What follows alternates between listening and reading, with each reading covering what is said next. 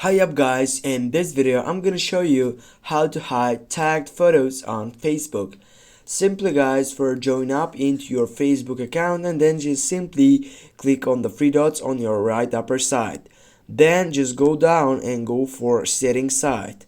Now as you can see, you have many options right there, and what you need to do, just simply go for audience and visibility session and select the profile and tagging selection. Click on that one, and here as you can see, you have the option for who can see post your tag in your timeline, and just click on that.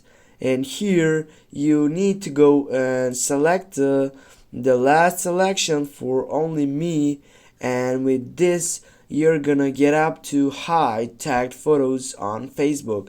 Now get back, and that's it guys. Thanks for watching. Don't forget to hit that like and share the video, and if you have some problems, please comment down below in the section. See you soon guys.